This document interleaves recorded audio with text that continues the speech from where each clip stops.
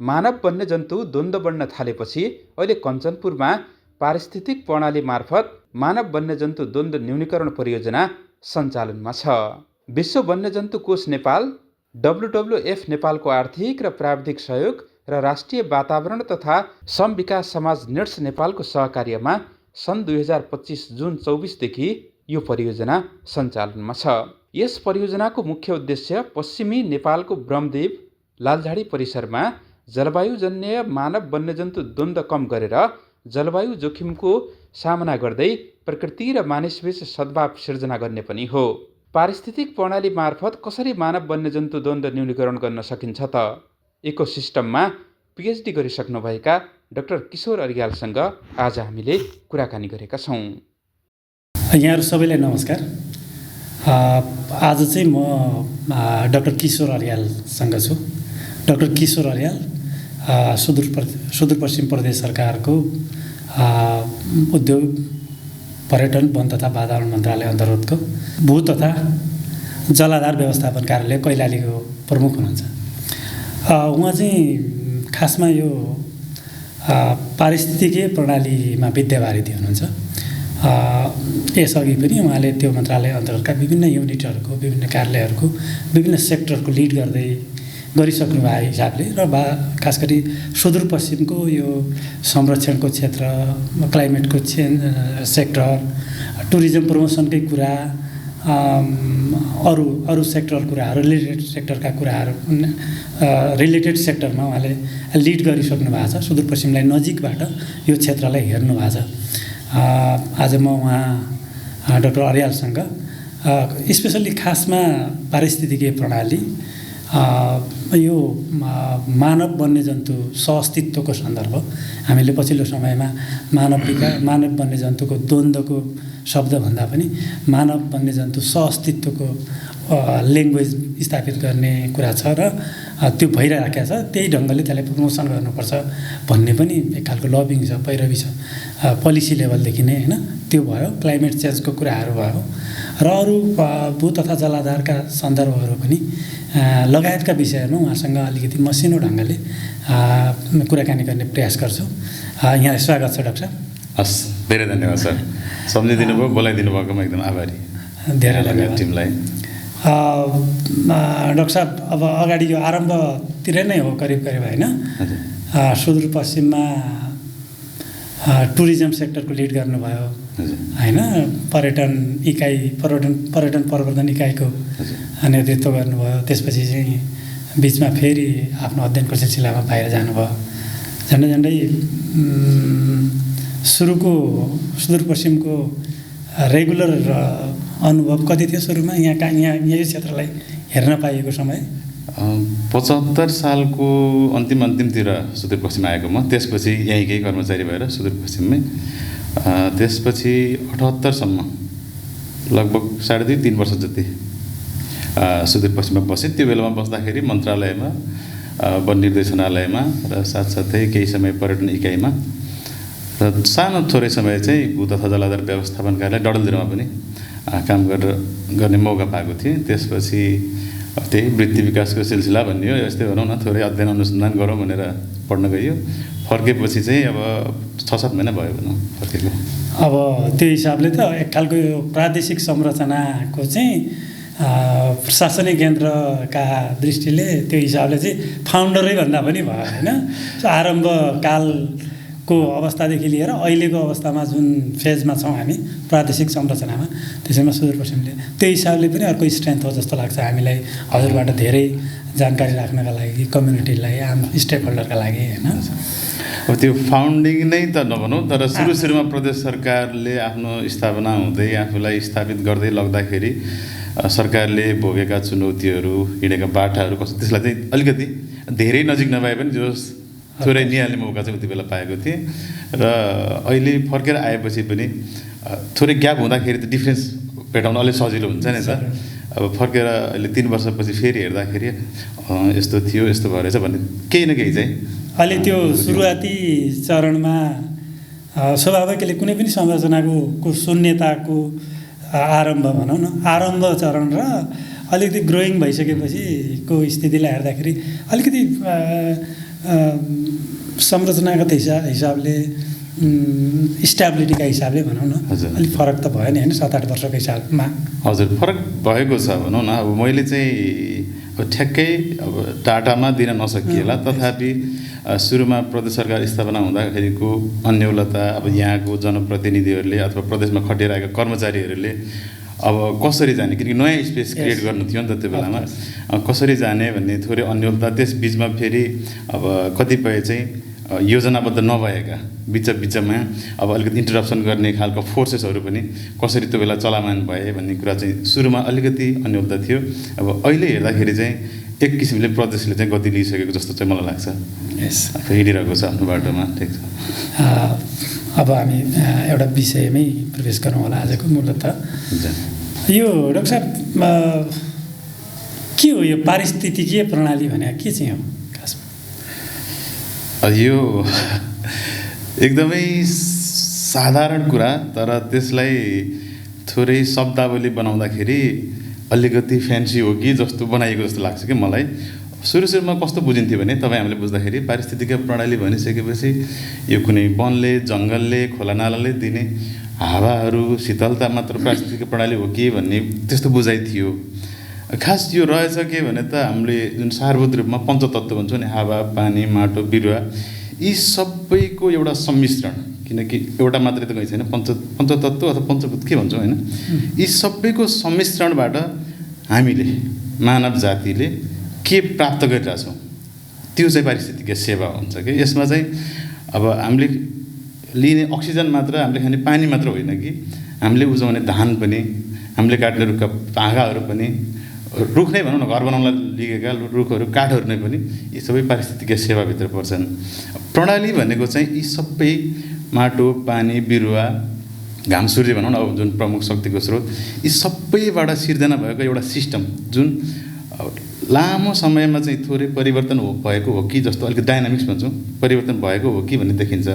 तर चलेको एउटा कुनै लोकालिटीमा, एउटा कुनै स्थानीय ठाउँमा एउटा भइरहेको सिस्टम, त्यहाँबाट पानी आउँछ, त्यहाँबाट माटो बग्छ, त्यो माटो लगेर त्यहाँ थुपार्छ, त्यसपछि त्यहाँ बिरुवा उम्रिन्छ अथवा त्यहाँ धान लगाउन सकिन्छ। यी सबै सिस्टम र सिस्टमबाट चाहिँ हामीले पाएका हरेक सेवाहरू, मूलभूत रूपमा हरेक नै भनौँ, अब केही एकाध बाहेक धेरै सेवाहरू चाहिँ पारिस्थितिकीय सेवा नै हुन्। अब त्यो सेवा पाउनलाई जुन प्रकृतिले गरेको आफ्नो इन्टरेक्सन, अन्तर्क्रिया, प्रकृतिभित्रको आफ्नै अन्तर्क्रिया चाहिँ त्यो चाहिँ सिस्टम भने पारिस्थितिक प्रणाली भनेर। अब साधारण भाषामा बुझ्दाखेरि चाहिँ प्रकृतिले दिने हरेक सेवाहरू, जस्तै हामीले धान रोप्दैमा त्यो फल्दैन नि त। धान रोपेपछि के हुन्छ, त्यहाँ माटो थियो, प्रकृतिले थोरै मलजल गऱ्यौँ होला, पानी छ, ती बिउले मात्र त धान फल्ने होइन नि त। त्यो भएर प्रकृतिले दिने सबै सेवाहरू र त्यो सेवा दिनलाई प्रकृतिले गरेको आफ्नो कार्य भनौँ न, आफ्नो फङ्सन, यी सबैलाई चाहिँ पारिस्थितिकीय प्रणाली अथवा पारिस्थितिक प्रणालीबाट प्राप्त हुने सेवा यसरी बुझ्न सकिन्छ। यसको अन्तर सम्बन्ध अथवा यसको मूल्य कति मिल्छ? यो अत्यन्त प्राविधिक कुरा छ। नेपाली शब्दावलीमा पनि पारिस्थितिकीय भन्ने शब्द एकदम न्यून रूपमा उच्चारण हुन्छ, टेक्निकल जस्तो लाग्छ नि। तर अन्ततः यसको मूल्य जीवन र जगत भन्दा पनि हुन्छ। एकदमै यसको जीवन र जगतसँगको अस्तित्वको कुरा छ यहाँनिर, होइन जसको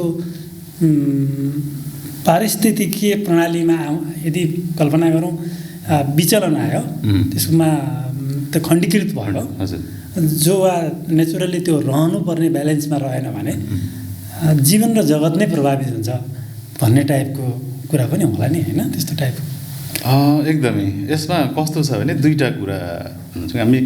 पारिस्थितिकीय प्रणाली भन्दै गर्दाखेरि कुनै एउटा स्थान विशेषको, जस्तै मानौँ कैलालीको कुनै एउटा हामी जलाधार क्षेत्र अथवा कुनै एउटा हामी भूपरिधि भन्छौँ, त्यो एरियामा बस्दाखेरि हुन त त्यही पञ्चतत्त्व हुन् नि, तिनीहरू एक किसिमले फङ्सन गरिरहेको हुन्छ। अब हामी थोरै पाहाडतिर गयो भने, जस्तै भनौँ अछाम, बाजुरातिर गयो भने त्यहाँको कुनै एउटा ल्यान्डस्केपलाई लियौँ अथवा भूपरिधिलाई लियौँ भने त्यहाँ पनि त्यही पञ्चतत्त्व हुन्छ, तर त्यो आफ्नै हिसाबले फङ्सन भइरहेको हुन्छ। त्यही भएर पारिस्थितिक प्रणाली चाहिँ ठाउँ विशेष, लोकालिटी विशेष फरक हुन्छ। तर कुनै एउटा ठाउँमा चलिरहेको, जस्तै यहीँ कैलालीकै उदाहरण लियौँ, कुनै एउटा ठाउँकै यहाँ यसरी फङ्सन भइरहेको, त्यहाँ यति रुखहरू थिए, त्यहाँ यति कृषिभूमि थियो, त्यहाँ यति पानी आउँथ्यो, अनि बस्ती यति थियो भन्ने एउटा सिस्टम थियो नि। त्यसमा अब थोरै एउटा मानवीय कारणले किनकि मान्छेले घर बनाउने रुख बिरुवा काट्ने भयो भने के भयो त्यो भइरहेको सिस्टम के भयो थोरै डिस्टर्ब भयो नि त, त्यसमा थोरै प्रभाव पर्यो। अब त्यसले पनि थोरै प्रभाव पार्छ, जुन सम्बन्ध पहिलादेखि स्थापित भइरहेको सम्बन्ध थियो त्यो पनि थोरै परिवर्तन हुन्छ भनौँ। परिवर्तन कति थोरै मात्रामा केही सकारात्मक पनि होला, तर धेरै चाहिँ हामीले महसुस गरेको चाहिँ नकारात्मक परिवर्तनहरू त्यो मानव सिर्जित। अब कतिपय चाहिँ अब इन्डाइरेक्टली चाहिँ मानव सिर्जित भए पनि यो क्लाइमेट चेन्ज भनौँ जलवायु परिवर्तनको कारणले पनि पुरै सिस्टमै ओभरअल, किनकि मान्छेले त थोरै मात्र गर्छ, रुख काट्थ्यो, त्यो पानी कति आउँछ, पानी जमिनमा कति सिन्चित थियो, मूलबाट कति आउँथ्यो भने मान्छेको आफ्नो मात्र डाइरेक्ट असर चाहिँ होइन, त्यो इन्डाइरेक्टली क्लाइमेट चेन्ज जलवायु परिवर्तन भएर त्यसले पनि त्यो सिस्टमलाई हान्यो भने फेरि जुन सन्तुलन थियो नि त्यही तपाईँले भन्नु जीव र जगत बिचको सन्तुलनमा चाहिँ असर पर्छ र धेरै जसो चाहिँ प्रकृतिले आफै चाहिँ मिलाउँछ, हामीले असर पार्दाखेरि चाहिँ नकारात्मक हुन्छ। अब त्यसले चाहिँ डिस्टर्ब गर्छ र सम्बन्धलाई अलिकति।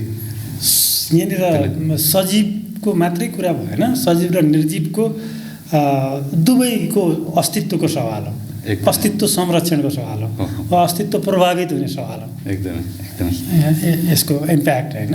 हो यो सजीवभित्रको पनि सम्बन्ध भनेको सजीव निर्जीव पनि निर्जीवै पनि हुने, यी सबै एकदमै अन्तर्सम्बन्धित कुराहरू है। जस्तो हामीले ठुलो एउटा ढुङ्गा आफैमा निर्जीव हो, त्यो ढुङ्गाको त एउटा आफ्नो काम छ नि त, उसले गरिरहेछ होला होइन, तर त्यो ढुङ्गालाई हामीले विस्फोट गरायौँ मानिलिउँ, त्यहाँनिरको संरचना त बिग्रियो नि।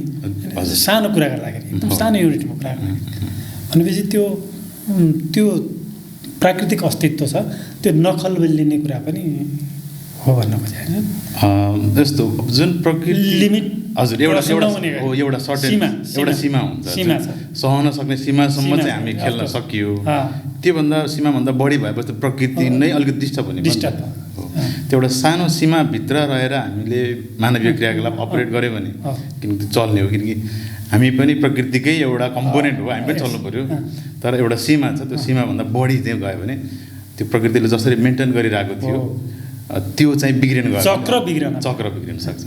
त्यो अन्तर्सम्बन्ध जुन सम्बन्ध हो तिनीहरूको त्यसमा चाहिँ थोरै असर पर्छ। आजको स्थिति के हो त सर? अब हाम्रै यही ठाउँलाई हेर्दाखेरि सुदूरपश्चिम भनौँ वा हाम्रै तराईका क्षेत्रहरू हेर्दाखेरि हजुर यसको स्थिति के हो? अब प्रभावको स्थिति, हजुर संरक्षणको स्थिति वा त्यसको सचेतनाको स्थिति पारिस्थितिकीय प्रणालीमा एकदमै सही कुरा गर्नुभयो सर। यो मैले पनि कतिपय ठाउँहरूमा छलफल बहसहरू हुन्छ नि, अब ठुल्ठुलो ठाउँहरूमा होटलहरूमा अब साइन्टिफिक कन्फरेन्सहरूमा पनि अब ecosystem service, ecosystem based adaptation यस्ता केही शब्दहरू आउँछन्, तर सारभूत रूपमा त्यो भनेको एउटा समुदायको लागि के हो त? जस्तै जलवायु परिवर्तन भनेर हामी कुरा गर्छौँ, त्यो भनेको एउटा किसानले बुझ्ने अथवा एउटा समुदायले बुझ्ने हिसाबले के हो त भनेर त्यो चाहिँ बुझ्नु जरुरी पहिलो हुन्छ। जुन तपाईँले भर्खर सोध्नुभयो त्यो भन्नाले चाहिँ हामीले के बुझ्ने त भन्दाखेरि अहिलेको वर्तमान अवस्थामा चाहिँ अलिकति देखिने भिजिबल असरहरू भनेको यो रुख बिरुवा भनौँ जङ्गलहरूमा मान्छेहरूको थोरै अतिक्रमण, पानीको स्रोतमा पनि मान्छेहरूको अलिकति बढी अतिक्रमण, जस्तै मानिलियो अहिले पछिल्लो समय जल्दो बल्दो आएको त त्यो भूमिगत जल हुन्छ नि ग्राउन्ड वाटर, त्यसको दोहन जुन तलसम्म बोरिङ गर्नुपर्ने, अब र यो अलिकति यो के भन्छ ड्रट होइन, पानी नपर्ने खडेरी बढ्दै जानु, त्यसको पहिला पनि हुन्थ्यो खडेरी, नहुने भने प्रकृति त बनेको त, तर त्यसको मात्रा चाहिँ पहिला 2 वर्षमा खडेरी हुन्थ्यो भने अहिले वर्षै नै खडेरी हुने त्यस्तो आयो भने त्यो चाहिँ मानवीय कारणले गर्दाखेरि देखिएका अहिलेका भनेको एउटा अलिकति खडेरीको पाटो, अर्को पानीको उपलब्धता, भूमिगत र मुहानबाट निस्किने पानीका स्रोतहरूको उपलब्धतामा कमी, र यो वन जङ्गलको चाहिँ धेरै नै नाश भएको थियो सर। पहिला चाहिँ यो विनाश दर भलै पछिल्लो 2-3 दशकदेखि चाहिँ अब सरकारले र समुदाय पनि मिलाएपछि अलिकति त्यो घट्ने दर अलिक कम त छ, तर त्यसको गुणस्तर जुन वन जङ्गलको आफ्नै गुणस्तर थियो, पहिला 4 वर्ष झाडी भन्थ्यौँ, त्यसले दिने जुन गुणस्तर थियो त्यतिको गुणस्तरको चाहिँ वनहरू छैन भनेपछि पारिस्थितिक प्रणालीमा हामीले मान्छेको कारणले त्यो ह्याम्पर गरिसकेपछि सिस्टमले त्यो भित्र सिस्टम भनेको त धेरै जालजेलको कुरा छ नि त होइन, यो हामीले कतिपय कुरामा त्यो शब्दमा अथवा एउटा पेपरमा देखाउन सकिँदैन नि त होइन, त्यसमा चाहिँ असर परिरहेको छ। यसमा साथसाथै यो लामो अन्तरालको यो जलवायु परिवर्तन भनौँ ग्रिन हाउस ग्यास जलवायु परिवर्तनले पनि अब त्यो सिस्टमलाई अलिकति जुन चलिरहेको छ त्यो तापक्रम बढ्ने पनि पहिलादेखि नै बढ्थ्यो तापक्रम त बढ्थ्यो होला नि किनकि यो त सदियौँदेखिको कुरा हो नि यो हामीले जानेपछि 30-40 वर्षको कुरा त होइन अनि अहिले चाहिँ त्यो तापक्रम बढ्ने अलि बढेपछि त्यसको असर चाहिँ मल्टिप्लाई भएको एकदम 2 गुणा बढ्यो भने त्यो असर चाहिँ 4 गुणा बढ्यो कि अब त्यो जलवायु परिवर्तनले गर्दाखेरि पनि अब अहिलेको मुख्य टड्का र समस्या भनेको चाहिँ हाम्रो सुदूरपश्चिम प्रदेशको खास गरी यो तराई बेल्टा हेर्नुहुन्छ भने चाहिँ खेतीयोग्य जमिन नाश हुने किन भन्दाखेरि बाढीको कारणले ठेक्राउने कारणले अनि बालीमा किरा फट्याङ्ग्राहरू अलि बढी लाग्ने त्यसमा कीटनाशक हाल्नु पऱ्यो धेरै किसानको लेभलमा बुझ्दाखेरि र भूमिगत जलको उपलब्धता चाहिँ घट्दै जानु यहाँबाट हेर्दाखेरि चाहिँ यी चाहिँ असर हुँदै गएको छ अब सर्टेन लेभलसम्म थ्रेसहोल्ड भन्छौँ सर्टेन लेभलसम्म त्यो स्वीकार्य हुन्छ थेग्न सकिन्छ त्यो थेग्नै नसकिने भयो भने चाहिँ अलिकति भयावह नै हुन्छ यो बिचमा सरले उल्लेख गरेको जस्तै यो अर्को अलिकति कन्फ्युज हुने भनौँ न कहिलेकाहीँ यो पारिस्थितिकीय प्रणाली र क्लाइमेट चेन्ज जलवायु परिवर्तनको कुरा कति अन्तर सम्बन्धित त हो सरले भने जस्तै अलि त्यसको बुझाइमा के स्पष्टता जरुरी छ त्यहाँनिर र त्यसको रिलेसन्सको कुरा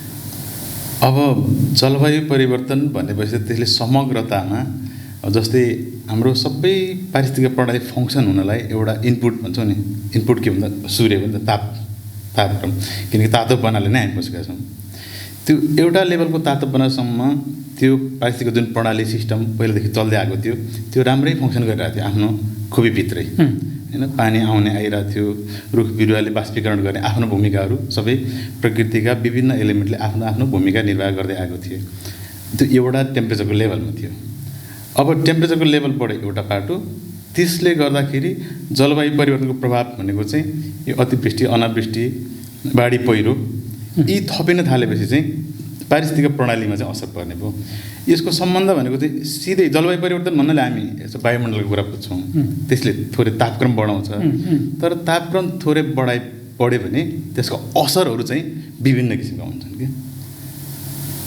यो जुन अहिले हामीले बुझ्ने भाषामा भन्दाखेरि चाहिँ जुन मूलहरू सुक्ने खेतीबालीहरू जुन पहिला हुन्थे प्रशस्त ती नहुने अथवा ती एक ठाउँबाट हुन्थ्यो भने अर्को ठाउँमा हुन थाले ती अनि यही पानीको उपलब्धता र अहिले चाहिँ भूमिगत जलस्रोतमा पनि जस्तो पहाडतिर हेर्दाखेरि अलि तल बेसीतिर पनि सुन्तरा हुन्थ्यो अहिले माथि धेरै माथि जानुपर्छ स्याउको कुरा त्यस्तै होला हजुर हजुर त्यो के त्यो पनि ठ्याक्कै तापक्रम जुन पहिला तल्लो तापक्रममा हुन्थ्यो भने अहिले त्यो बिरुवा भनौँ बाली नाली त्यो अलिकति माथिल्लो हाइटमा पनि त्यतिकै तापक्रम पायो कि त्यो पाएपछि त्यहाँ सर्दै गयो त्यसको असर नकारात्मक त्यो सर्नु राम्रो पनि हो जस्तै धान हामी जुम्लामा फल्यौँ होइन अब हाइटमा पनि हामी त धेरै पहाडहरू भएको देश अब पहाडमा पनि धान फल्छ भने त एक किसिमले त पोजिटिभ लिनु पऱ्यो होइन तर त्यसको नकारात्मक असर के भने जुन तराईमा जुन अन्न भण्डार हो त्यहाँ धानमा चाहिँ किरा फट्याङ्ग्रा आउन थाले पहिला जुन थिएनन् रोग विषादी लाग्न थाल्यो यसले चाहिँ नकारात्मकतिर बढ्यो नि सकारात्मक थोरै तर नकारात्मक चाहिँ असरहरू बढ्यो भने भयो त्यसकारण कन्सर्न हो नत्र बिस्तारै हुने हो भने त प्रकृति त आजभन्दा 1000 वर्ष अगाडि चलेकै थियो अहिले पनि चलेकै छ अब 1000 वर्ष अगाडि जत्तिकै होस् आज भनेर त हुँदैन नि त किनकि प्रकृति आफ्नो मोसनमा परिवर्तन भइरहेको छ त्यसमा हामीले अलिकति इन्टरफियर गरेर प्रकृतिभन्दा थोरै जसरी चल्ने त्यसमा मान्छेको इन्टरफियरेन्स भयो भनौँ न प्रभाव अब धेरै जसो चाहिँ नकारात्मक प्रभावहरू यसले गर्दाखेरि यो दुइटै अन्योन्याश्रित नै छ किनकि सिस्टम भनेको त तपाईँ एउटा गाडीमै हेऱ्यो भने पनि एउटा गाडी ठुलो छ कुनै एउटा सानो प्लग फुस्क्यो भने पनि गाडी चल्दैन नि त पारिस्थितिक प्रणाली सिस्टम भनेको धेरै कुराहरू चाहिँ मिश्रित अन्योन्याश्रित हुन्छ जलवायु परिवर्तन कुनै एउटा सानो कम्पोनेन्टलाई डिस्टर्ब गर्ने बित्तिकै त्यो पुरै गाडी नै बन्द हुन्छ नि त त्यस्तो किसिमले असर पर्छ भनौँ यो अलिकति भू तथा जलाधारको सन्दर्भमा अलिकति यसलाई यसको महत्त्व हाम्रो अवस्थिति सिचुएसन र यो अगाडिका 2-3वटा सन्दर्भसँग कसरी लिङ्क हुन्छ के रिलेसन छ त्यो विषयमा सरले अलिकति एकदमै धन्यवाद सर यो प्रसङ्ग उठाउनु भएकोमा यो जलाधार व्यवस्थापनको पाटो भनेको चाहिँ जुन हामीले नेपाल सरकारले अब 2080देखि त्योभन्दा 1980 सन् 1980भन्दा अगाडिदेखि नै यो एकीकृत जलाधार व्यवस्थापनमा जानुपर्छ भनेर विभिन्न किसिमका कार्यविधि योजनाहरू बनाएर अगाडि बढेको छ। त्यसमा के थियो भने त्यसमा चाहिँ प्रकृतिमा आधारित एकीकृत जलाधार व्यवस्थापन भनेको जल जङ्गल जमिन जनता जनावर सबैलाई एकीकृत रूपमा यो जलाधारलाई चाहिँ एउटा इकाइ मानेर व्यवस्थापन गर्नुपर्छ भने जुन आज पनि त्यही नै भ्यालिड हो। अब अहिले विभिन्न भनौँ न शब्दावली जुन प्रकृतिमा आधारित समाधान भनेर पारिस्थितिक प्रणालीमा आधारित अनुकूलन हो न इकोसिस्टम बेस्ड एडाप्टेसन यी शब्द आए पनि सरकारले चाहिँ 50 वर्ष अगाडि अङ्गीकार गरेको छ। तर के हुँदो रहेछ भने त्यो जुन सोचाइ गरेको अनुसार केही ठाउँमा पाइलटिङ स्टडीहरू भए जस्तै कुलेखानीमा बागमती जलाधारमा केही कार्यक्रमहरू भए अथवा मध्यपहाडतिर पनि भएको थियो। तर त्यसले पछि चाहिँ पोलिटिकल इन्ट्रेस्ट गेन गर्न सकेन धेरै र पछि चाहिँ त्यो संस्था पनि आफैमा थोरै कमजोर हुँदै गयो किनकि पोलिटिकल ओनरसिप नभइसकेपछि संस्था अगाडि बढ्न सक्दैन स्रोत साधन आउँदैन त्यो अनुसार जान सक्दैन। अब अहिले पछिल्लो समय फेरि त्यही हामीले जुन क्रियाकलाप गर्थ्यौँ त्यसैलाई नै प्रकृतिमा आधारित यो इकोसिस्टम बेस्ड हुनुपर्छ भनेर यसको अवधारणागत के हो भने जलाधार भनेको एउटा पानी ढलोलाई मानेर त्यहाँ एकीकृत व्यवस्थापन गऱ्यो भने त्यहाँ पारिस्थितिक प्रणालीको सन्तुलन कायम रहन्छ। त्यसको लागि यो पहाडको माथिदेखि सुरु गरेर तल फेदीसम्मै संरक्षणका क्रियाकलाप अब मान्छेलाई पनि जीविकोपार्जनसँग जोडेर पनि गर्दै आउने भन्ने अवधारणागत चाहिँ त्यो छ जलाधार व्यवस्थापनको। हिजोआज भइरहेको प्र्याक्टिस चाहिँ के छ भने अलि फरक भयो क्या। त्यो चाहिँ के थियो भने प्रकृतिमा आधारित पुरै प्रकृति बनाइसकेपछि त्यसबाट मान्छेले पाउने सुविधा त अटोमेटिक आउँछ नि। अब अहिले पछिल्लो समय के छ भने व्यक्ति केन्द्रित र हुन त स्थानीय समुदाय जसलाई असर परेको छ उसले तुरुन्त राहत सेवा त पाएको छ किनकि बुझाइ गएको छ अब यहाँ यति कार्यक्रम भयो हुन्थ्यो भनेर। तर त्यो योजनाबद्ध हिसाबले चाहिँ गयो यहाँ चाहिँ एकदम फुटकर हिसाबले कार्यक्रमहरू सञ्चालन भएको छ। अब इच्छा लाग्छ आफूले पनि भनिन्छ एउटा व्यवस्थित हिसाबले योजनाबद्ध जलाधार व्यवस्थापन गरौँ भन्ने उद्देश्य हो र हाम्रो मनसाय पनि त्यो हो। तर पछिल्लो समयको यो कार्यक्रम विन्यास भनौँ कार्यक्रम विन्यास र प्र्याक्टिसमा चाहिँ एकदमै फुटकर कार्यक्रमहरूको हिसाबले आएको छ। यो अलिकति ग्याप छ। अब अहिले संहितापछि प्रदेश सरकारमा आएको यो जुन जिम्मेवारी छ अब यसलाई त्यो अघि भने नि सुरुमा प्रदेश सरकार आफैले कसरी रहनु भन्दै अब अहिले थोरै लाइनमा आएको छ। आशा गरौँ अब आगामी दिनहरूमा चाहिँ यो व्यवस्थित रूपमा योजनाबद्ध हिसाबले जलाधार व्यवस्थापनतिर जान्छ होला जसले चाहिँ यो जुन नेचर बेस्ड सोल्युसन यो प्रकृतिमा आधारित समाधान पारिस्थितिक प्रणालीमा आधारित व्यवस्थापन यो विपद न्यूनीकरण जलवायु परिवर्तन अनुकूल यी सबैलाई एउटै बास्केटमा राखेर समाधान गर्छ। यति ब्युटिफुल छ नि यो एप्रोच तर प्र्याक्टिसमा चाहिँ त्यो हुन सकिरहेको छैन। हाम्रा समस्याहरू हाम्रा योजनाहरू र हाम्रा कार्यान्वयनका त्यो एडहक बेसमा आयो अनौठा छन् होइन। हजुर त्यसैको चेपुवामा छ यस्ता महत्त्वका क्षेत्रहरू होइन। अब त्यो तथापि अब हामी पोजिटिभली सोच्दाखेरि त एउटा अवसरकै रूपमा लिउँ कि धेरै चौपट भइसकेको छैन यसलाई सुधार्न सकिने ठाउँ एकदमै अझै छ होइन। त्यो अभ्यास हामीले थालनी गऱ्यौँ भने हाम्रो मेकरहरूले एकदमै पछिल्लो समय जस्तै साझेदार संस्थाहरूले पनि अब हामीले ठुला संरचना बनाउन सक्दैनौँ प्रकृतिमा आधारित नेचर बेस्ड सोल्युसन पारिस्थितिक प्रणालीलाई नबिगारिकन सँगसँगै त्यो भनेको नेपाल सरकारले 50 वर्ष अगाडि अङ्गीकार गरेको जुन पोलिसी हो त्यो भित्र अटाउने कुरालाई अब अहिले फेरि छिटपुट लिएर आएर एउटा नदी प्रणालीमा मात्रै गरेर होइन कि जलाधार स्तरमा जानुपर्छ भने त्यो चाहिँ अब सेन्सिटाइजेसन होला भनौँ त्यसमा धेरै इफोर्ट पनि केही लाग्ने होइन।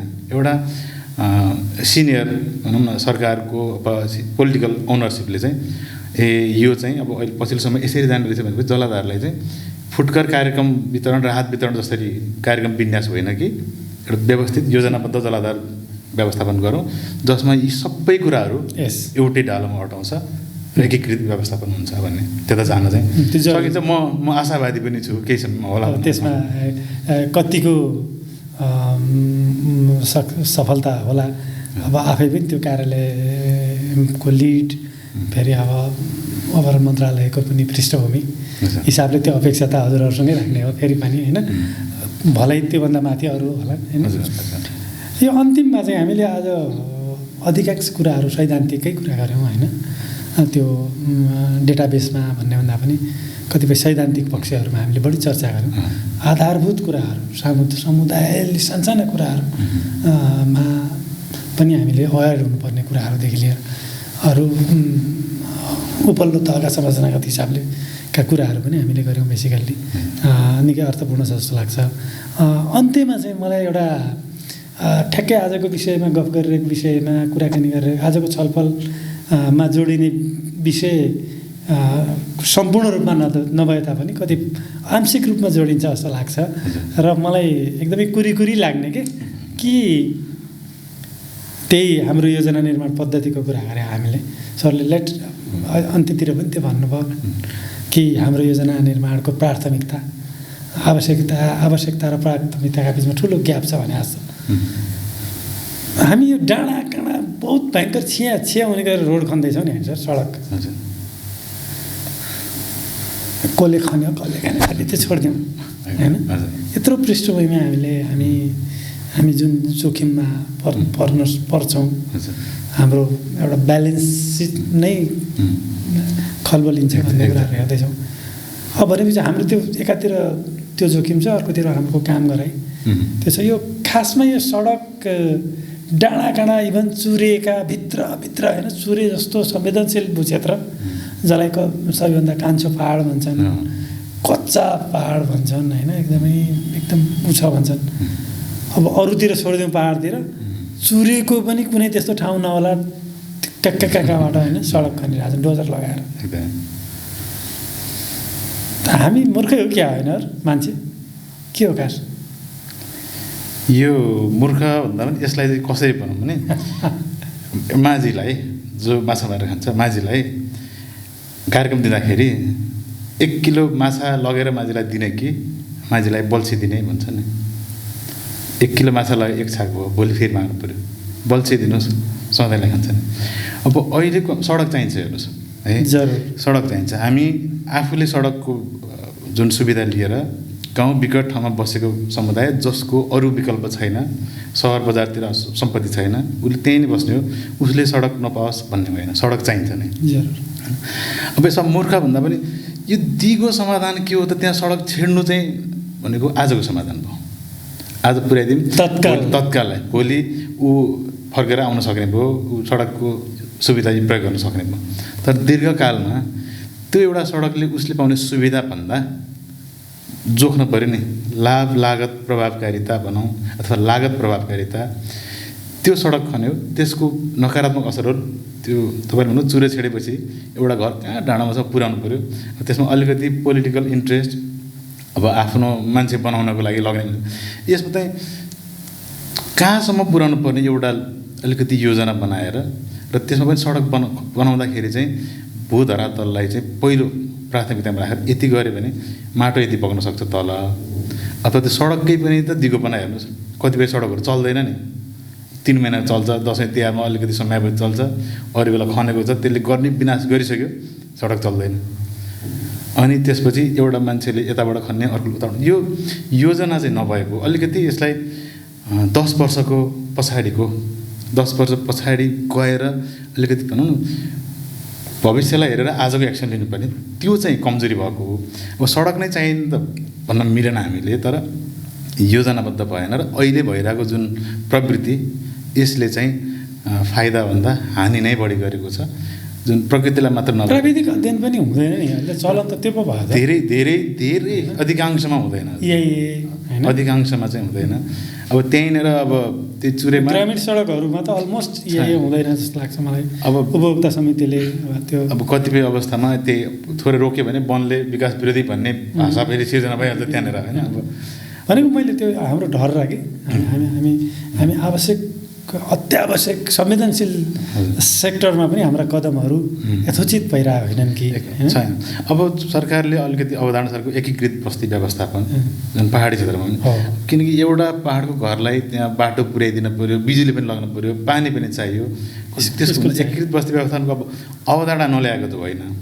तर अब राज्यको अर्थतन्त्र स्रोतले धान्न नसकेको यस बिचमा पनि जुन बाटो खनिएको छ त्यसलाई अलि सुधारात्मक हिसाबले योजनाबद्ध हिसाबले चाहिने ठाउँमा त पुर्याउन सकिन्थ्यो। अब अहिले चाहिँ अलिकति बढी आफाजड। यसमा एउटा अर्को पाटो के हुँदो रहेछ भने मेरो बुझाइमा चाहिँ हुन कतिको सत्य मसँग आँकडा त छैन। यो बजेट आइसकेपछि विकास बजेट आइसकेपछि खर्च गर्न सजिलो चाहिँ सडक खनिदिएको, रोजगारको घन्टा लगाइदिएको। अब किसानलाई रोजगारी दिन पऱ्यो भने पनि त्यहाँ त सजिलो छैन नि त खर्च गर्न, के पछिमा खर्च गर्ने? त्यो बजेटको एक्सपेन्डिचर देखिने पनि भएन। बजेटको एक्सपेन्डिचर खर्च गर्न सहज त पुँजीगत खर्च भन्ने त्यसले पनि भयो। किनकि हामीले साँच्चैकै किसानलाई चाहिएको आवश्यकता भनौँ न, उसले बोल्न कति भन्न सक्छ सक्दैन।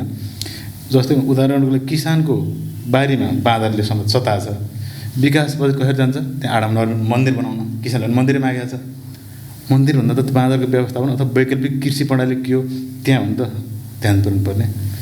त्यो अलिकति सामञ्जस्यता भएको छैन। र यही खर्च जुन हाम्रो अब खर्च गर्नलाई पनि फेरि सरकारी संयन्त्र पनि अलिकति थोरै कम्प्लिकेटेड नै छन् होइन। अब यसले पनि अलिकति त्यसमा सहजता पुर्याएको कि भन्ने लाग्छ।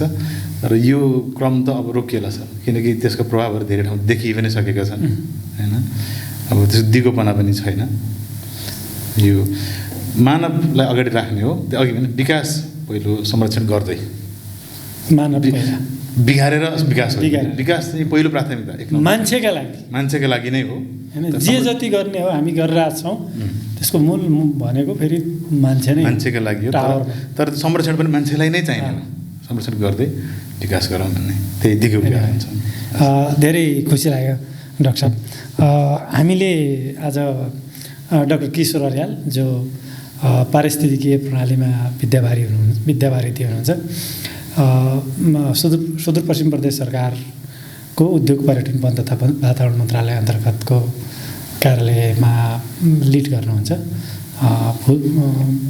भू तथा जलाधार व्यवस्थापन कार्यालय कैलालीको नेतृत्व हुनुहुन्छ अहिले चाहिँ। उहाँबाट आज यावत विषयहरूमा विविध विषयमा मसिना कुराहरू मैले अघि नै पनि भने सैद्धान्तिक सवालहरू सन्दर्भहरूमा उहाँबाट धेरै कुराहरूको जानकारी प्राप्त गर्ने अवसर प्राप्त भयो।